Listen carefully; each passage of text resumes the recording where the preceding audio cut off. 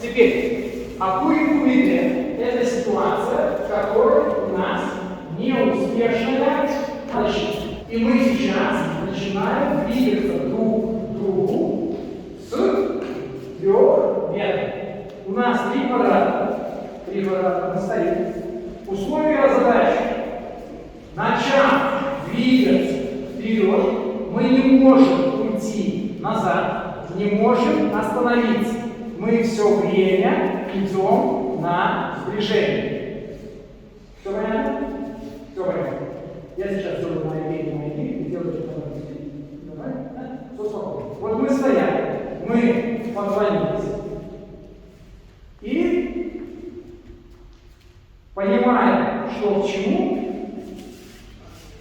начинаем туда врежаться вам. Мы сейчас сделали все спокойно. И для сравнения, опять я делаю мои. Смотрите, как решается задача по-другому.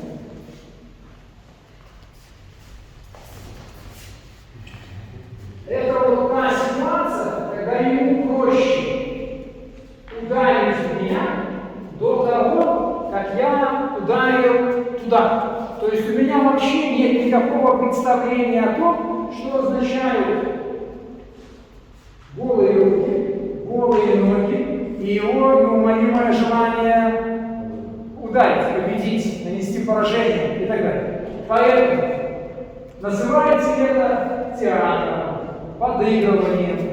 В моем понимании это взаимодействие. Вот мы сами, я атакую, он защищается, и мы к нему идем, потом идет вам, он попал, перешел. После этого я опять бью туда, куда был, вам. И он перешел. То есть мы взаимодействуем. Если он в состоянии перемещаться вот так, как он сейчас перемещался, то момент сближения остается таким же, но момент выполнения атакующих действий уже под него. Он подкручивает скоростной тумблер, и мы работаем. Идем. Тумба. Идея понятна? Супер. Разошлись на 3 метра.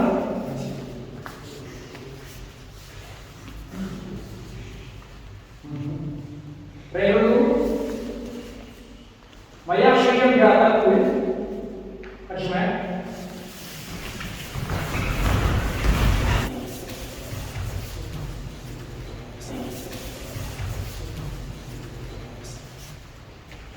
Моя шеренга атакует. Отжимаем.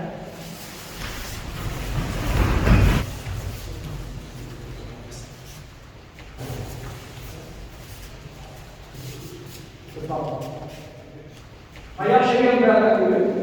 Отжимаем.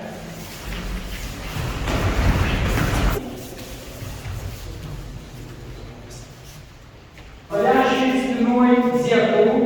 Атакуем. Отжимаем.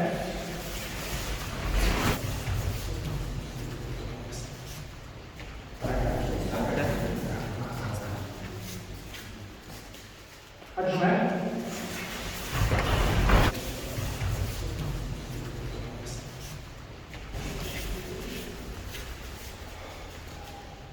Отжимаем.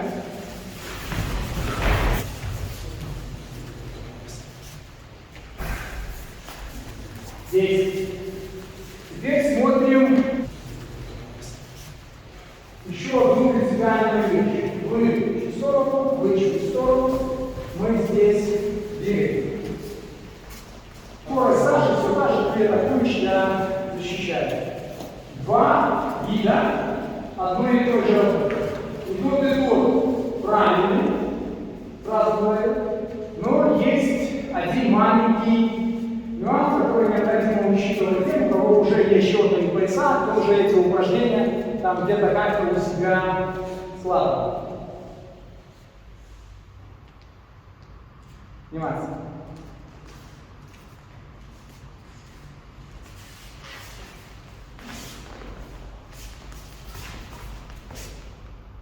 Это первая схема. Вторая схема.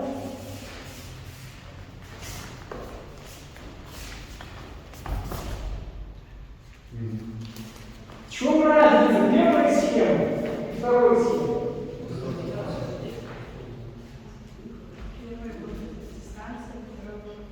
С точки зрения, вспоминаем терминологию, сегодня заканчиваем этими словами.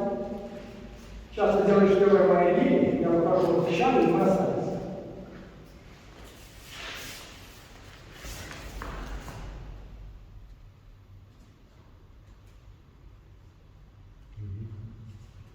Я сделал сюда. Я ушел с линии, я сделал Якудзуки, я сделал Хидите, я сделал сюда. Вот эта остановка с позиции системы называется сосуеваза. Техника предложения. То есть я вот этой остановкой даю ему предложение, от которого он не должен отказаться. И здесь оно просто просится. Факт. Слишком близко, слишком коротко. Поэтому идет моя гиря. И я ухожу, забиваю, и после этого топ. Все. Идея понятна? Преобрабатываем по курикумите вот эту разницу реагирования после первого действия, ответ, перехват, инициативы. Следующая моя идея, которая я оттуда вижу, это что? Борьба за доминирование. Я ухожу. И после этого мое второе Якудзуки – это решающее действие. Срослось? И оно кажется, что оно не имеет особого смысла. На самом деле, в этом стопроцентный смысл. Ну и теперь, последняя тема, мы плавно переходим от Акуи-кумите к Дзуипон-кумите. Супер. Теперь смотрите, мы про это не говорили утром в лекционном материале, но эта тема сейчас появляется. Она появляется впервые. До этого ни в одном варианте взаимодействия подобного даже не рассматривали. Даже не рассматривали. Его там не было. О чем я сейчас говорю? Кто скажет? Чего из того, что мы делаем в парной работе, мы еще ни разу не сделали? Молодец. Навстречу, опережение. Его не было нигде, ни в одном упражнении. Все это понимают? Все согласны с этим? Супер. Теперь, смотрите, у нас неких 3 метра. И представьте себе, что тот, кто к вам двигается, он будет делать Якудзуки корпус. Реально будет делать его корпус. Сейчас ты делаешь Якудзуки. И мы сейчас идем ему навстречу. Ты делаешь, мы идем.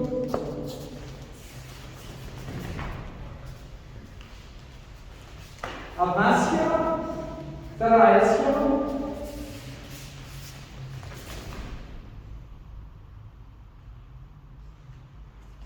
Да? Супер. Ну и третья схема ты идешь, попадаешь.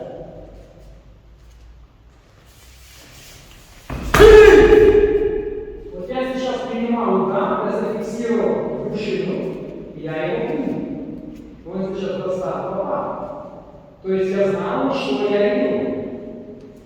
В этом плане мне нравится старый анекдот, когда Париж, новостной блок, и диктор того центрального телевидения говорит: уважаемые зрители, печальное известие, рейс Париж-Нью-Йорк потерпел катастрофу, самолет упал в океан, все пассажиры погибли. Ответственный редактор хватается за голову, машет там из камеры туда, этому диктору, и там нельзя заканчивать новости, пишет, там надо как-то на позитивной волне. И диктор говорит: ну, уважаемые зрители, вы не расстраивайтесь, они знали, на что шли. Понимаете? Так вот здесь наша самая тема. Вот мы идем, это вот то, про что мы там говорим. Тактическое поражение. Мы идем, он бьет диагноз в зубки, и мы идем. Та же самая тема, ты идешь, опять делаешь вывод, стандартное оцениваемое действие. Мы идем, и мы идем. Он сейчас ударил или нет? А? Он не ударил. Я не дал ему ударить. Он по мне попал, но он не ударил. Вы поняли, почему или нет? То есть, что сейчас следует сделать? То есть, вот я иду, он начинает бить, а я молчу, делаю выход. Это примерно то же самое, что вот этот переход на предыдущей работе. Это то же самое. И он, имея тот же потенциал в мышце на старте, не имеет возможности за счет нераспрямления руки передать то усилие, на которое способен. Тема понятна? Не имея опыта вот этого, сейчас делаю то же самое, только аккуратно. Я двигаюсь вперед. Сейчас меня сделаешь диагноз. Да, все, ты будешь делать диагноз на оценку, но мы двигаемся вперед, и потом выходит, что это только чуть-чуть пропустить дистанцию, чтобы я чуть-чуть движу. А потом уже. Вот мы туда пошли. Я буду туда уходить. Туда. Как только я делаю, сейчас понял, да? Тебе нужно достать. Я буду вот, поэтому чуть ближе пустил, потом на уходящего попасть. Вот мы туда. Я делаю движение туда, вы можете попробовать. Вы можете сейчас попробовать. Когда вы делаете движение вперед, оп, брюшина идет туда, оп. Когда мы делаем движение назад, куда идет брюшина? Туда. Полезно, когда вы идете навстречу удару и его принимаете, он распределяется. А когда вы двигаетесь назад, и он приходит, вы его втягиваете вместе со вдохом. И мы про это говорили на предыдущем семинаре.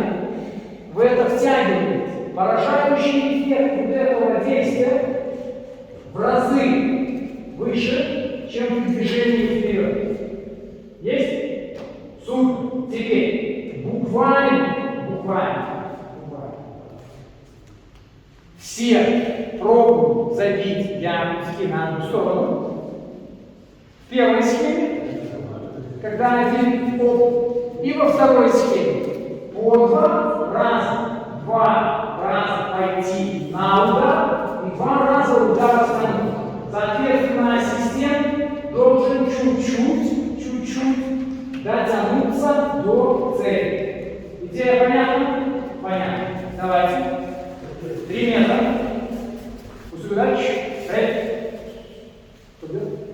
Моя шея открыта. Отжимаем.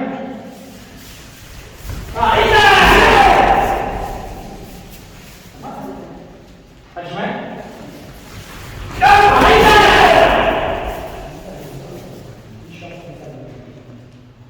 Отжимаем.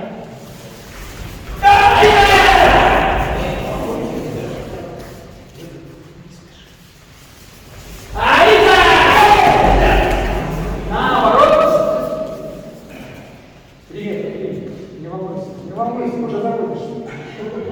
Отжимаем.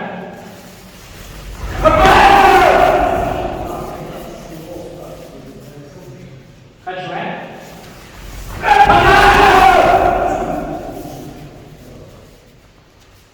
Отжимаем.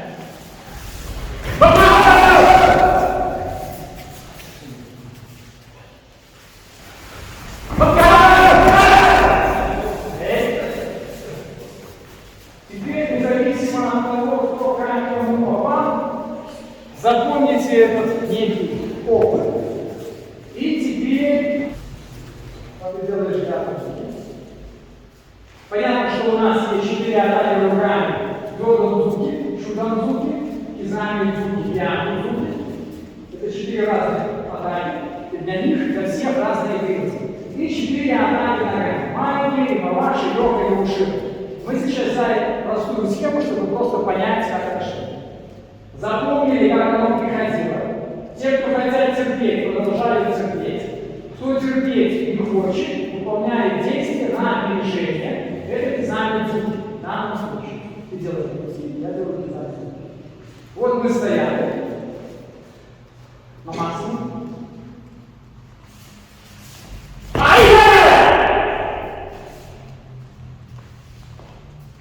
Еще 2 раза.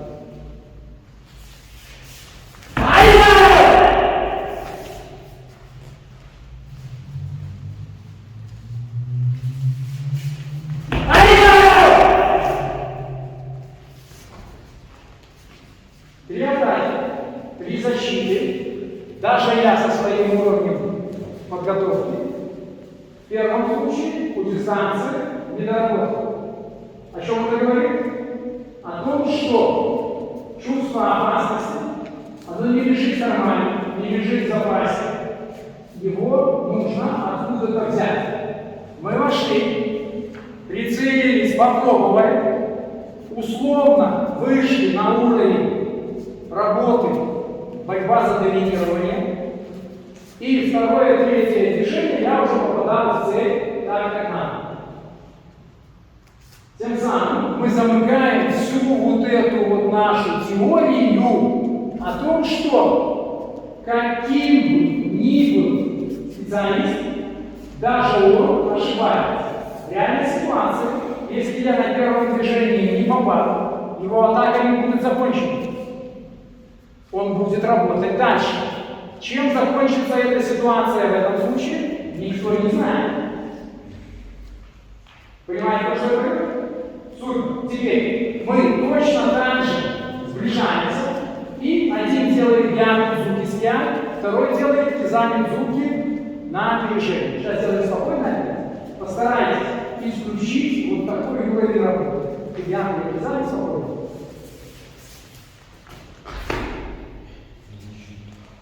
Это героическая фотография, но она не имеет никакого смысла. Выстрел в небо до его атаки, все. То есть нам нужно обязательно дождаться начала даши и выстрела туда. Только после этого мы можем туда стартовать. Только после этого. То есть в данном случае мы опережаем действие под названием диагноз. Есть опережение намерения. Опережение намерения условно. То, что мы сегодня делали, это нет, но это наиболее близко, потому что вы объяснили. Это когда мы здесь сближаемся, и он бьет диагноз. То есть я там еще думал, что же мне здесь ему достать, показать, стрельнуть. И он предвосхитил эту тему и решил, да сколько ж можно ждать. Да, все. И опередил намерение. И сейчас опережаем действие. Мы шли, увидели, проткнули, ушли. Вот этот момент, вхождение массы вот так. Нужно реализовать. Моя шеренга делает диагноз, противоположная делает дизайн. Удачи. 3 раза. Отжим.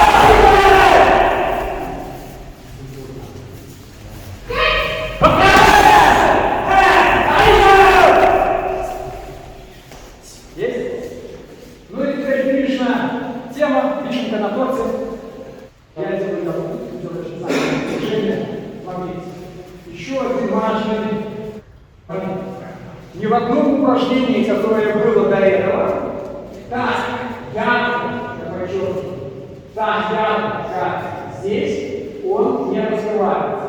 Он есть. Он есть. Он не один. Я не знаю. Где раскрывается?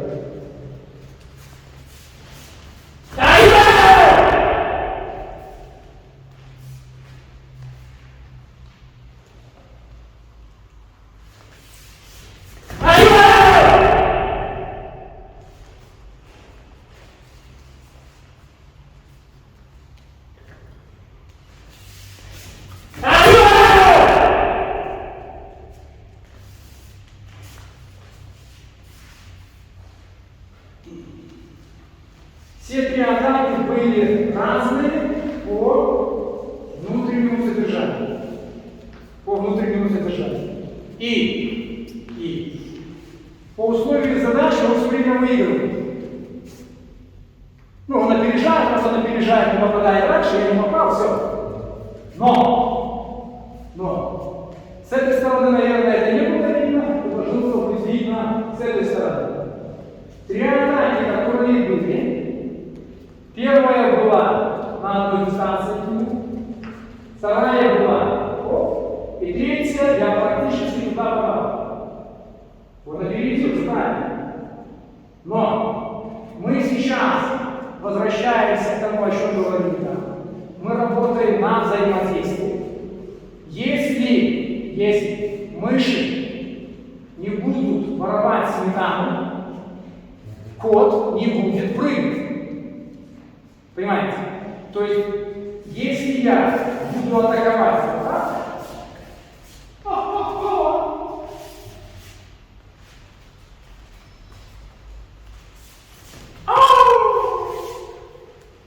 скорость его реакции не поднимется выше моей атаки. Может быть, он там как-то один раз психанет, сейчас сделайте сами на максимальный звук. Вот как вы можете сделать это назад? А вы посмотрите свое впечатление со стороны. Вот мы шли. И тут срабатывает тема какая? Полное несоответствие ситуации. Ни один мозг, каким бы он заряжен, нацелен на что ни был, не будет генерировать такую скорость на вот такой уровень атаки. Понимаете? Не будет. Ни один. Почему? Потому что каждый из нас по своей природе, честно скажем, лентяй. Каждый из нас себя любит. А это? Безусловно. На диване там посидеть, что-нибудь укусить там, пожевать. Есть такая цель. И теперь, следующий важный момент. Опять же, наверное, в ту сторону это будет не видно, но должно быть видно хорошо здесь. После того, как мы сделали вот это действие, и он выпрыгивает туда, а я выпрыгиваю сюда, то, сделав стоп-кадр и посмотрев на его состояние и на мое состояние, сказать, кто из нас в этой ситуации действительно попал и победил, невозможно. Именно благодаря вот таким выходам, таким наработкам мы взвинчиваем психологическое свое состояние и учимся входить в оптимальное боевое состояние. То есть первый прием, дистанция, не попал, не достал по разным причинам. Вторая ситуация. Третья ситуация. Чего не хватило? Не хватило чувства опасности, не хватило мышечной силы, или это был неправильно подобранный прием. Понимаете? Но поскольку мы в рамках школы разбираем определенные стандарты, то в рамках этих стандартов мы можем прогрессировать по каждому компоненту. Сложилось? Суть. Теперь, после того, что я рассказал, проходили того, что все встали в пары, теперь изобразите, чтобы я понял, что вы поняли, что я сейчас говорю. Вы сближаетесь. Сначала атакует моя шеренга 3 раза. Заполняйте это пространство. Заполняйте. Моя шеренга атакует 3 раза Якутский, ваша делает на опережение описания. И потом все то же самое наоборот. Отжимаем.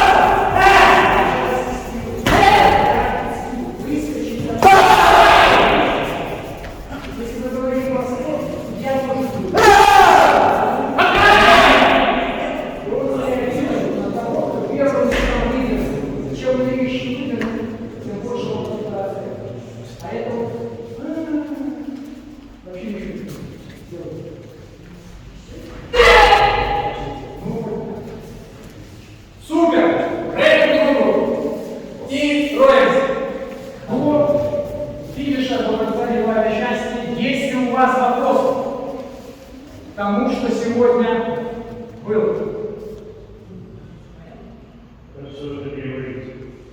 Котлет. Котлет. Вот, то есть, там огонек, подишь, смотрите, это начнет твориться. Вот. Еще вопросы? Все.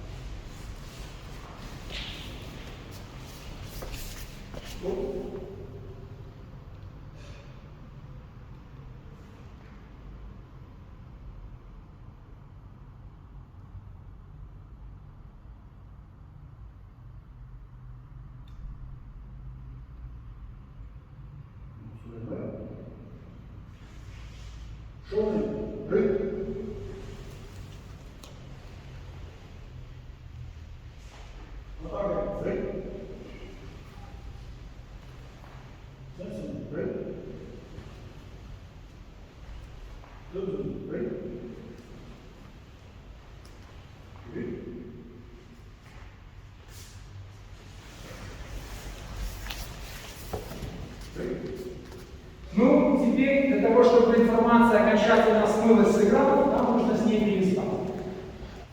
А вот вы завтра проснетесь, голова будет ясная, вернетесь на работу, к обычным своим делам, все. И глубина остаточных процессов должна быть показана нам и на другому. Вот. То есть что там осталось, где, как, все. Вот, это такая цель. Дальше. Мне бы очень хотелось, чтобы те, кто общается с теми, кого сегодня не было, донесли до них эту ужасную информацию. Однозначно в таком виде семинар максимально сложный, максимально тяжелый вообще не видел. Все загружалось в мозги. И более сложной тренировки, чем разобраться с самим собой, вообще не существует. Поэтому попотели мы сегодня минимально. Но то, что я говорил утром, задача сформировать некую философскую концепцию обобщений, чтобы вы понимали, чем мы занимаемся, как оно одно с другим связано.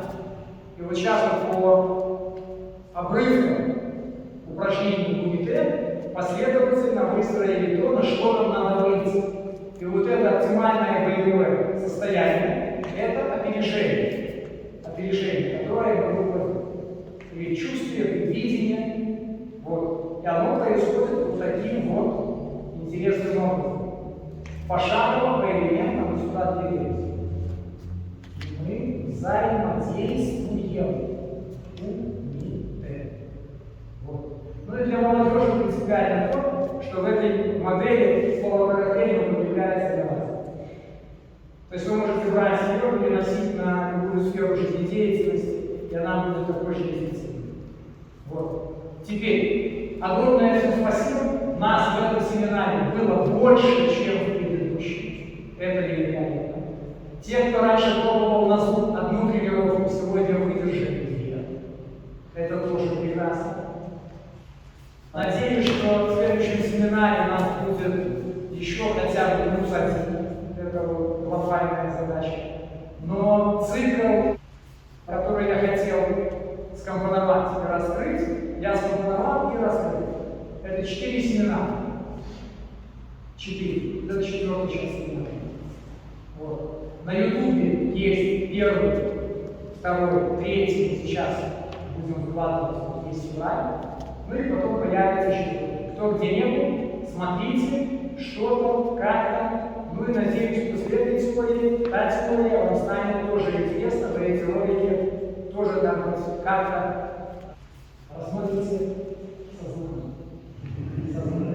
Смотреть теорию без звука можно, но это нужно быть большим дурманом, чтобы наблюдать за спикером. Ничего не слышать. Да. Вот. Теперь, реально, если вопросов нет, всем спасибо.